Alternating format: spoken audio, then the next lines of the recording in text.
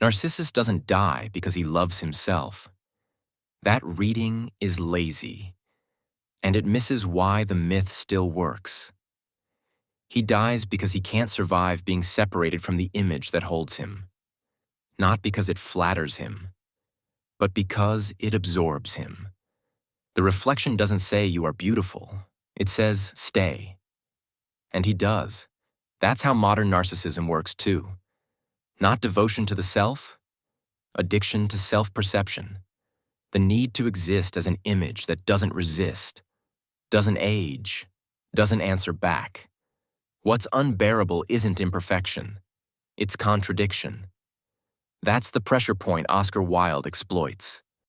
When he rewrites Narcissus as Dorian Gray, he isn't warning us about vanity. He's isolating a sharper horror, a life organized around being seen, and the slow collapse that follows when nothing is allowed to see you truthfully. Narcissus isn't in love with himself. He's in love with the experience of being captivated. In Ovid, Narcissus doesn't recognize the reflection at first. That delay matters. He isn't choosing himself as an object of desire. He's seized by an image before it belongs to him. The attraction comes first. Identity comes later. What hooks him isn't recognition. It's absorption. Wilde modernizes this. Dorian doesn't fall in love with himself. He becomes dependent on being seen, even when no one is watching. Beauty stops being a trait and becomes a condition of existence. Rumor, visibility, surface power. To be beautiful is no longer to be something. It's to circulate as something. This is where the portrait complicates things.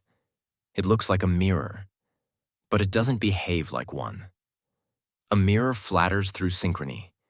It shows you what you expect, when you expect it. The portrait refuses that. It accumulates time. It remembers. Calling it a conscience is too simple. The portrait works more like a negative icon. Religious icons make the invisible visible. Holiness rendered as image. Wilde flips that logic. The portrait renders the invisible condition of the soul as deformity. It shows truth not through illumination, but through ugliness. And here's the unsettling part. Dorian doesn't just fear the portrait. He returns to it. He checks it. He needs it. Why? Because it's the only thing in the novel that treats him as continuous. Society treats him as surface. Lord Henry treats him as a thesis. Lovers treat him as an experience. The portrait alone registers sequence. Action, then consequence. It's the only gaze that doesn't reset him to zero. Is the portrait an other? Wilde never fully settles that. And that instability matters. It's intimate without being obedient. A relationship without reciprocity. The bargain locks this in place. Dorian wants form without formation. Beauty without being shaped by what he does. Ethical life requires formation. Being altered, slowly, painfully, by your actions. The bargain suspends that process. He gets permanence of appearance without the cost of becoming. That's the real fantasy. Not youth. Exemption. This is where Narcissus sharpens again. Narcissus wants desire without reciprocity. Attraction without risk. Feeling without transformation. Dorian wants pleasure without residue. Different stories, same wish. Intensity without consequence. Wilde isn't condemning beauty.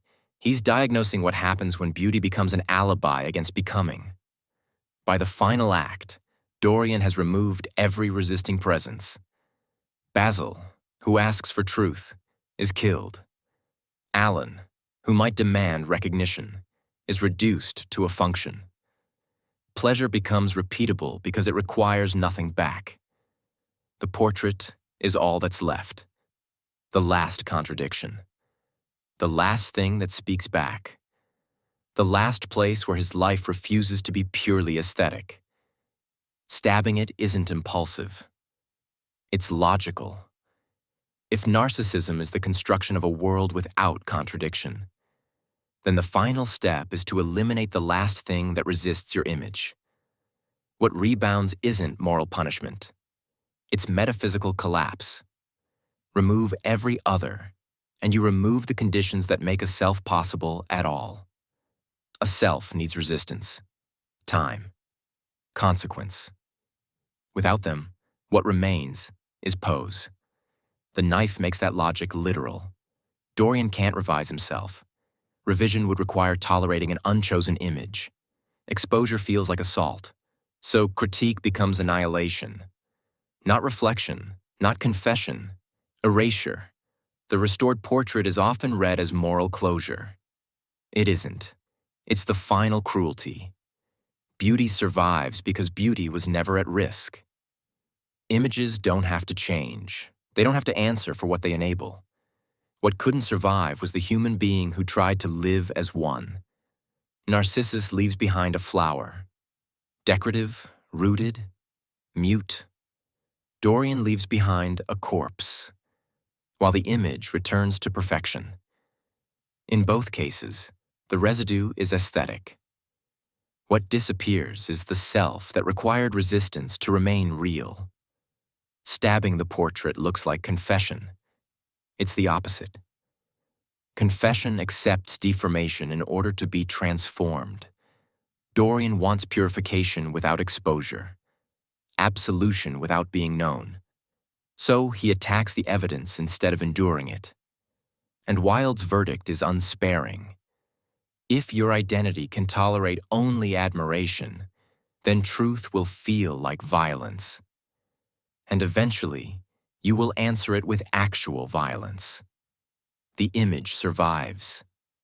The man does not.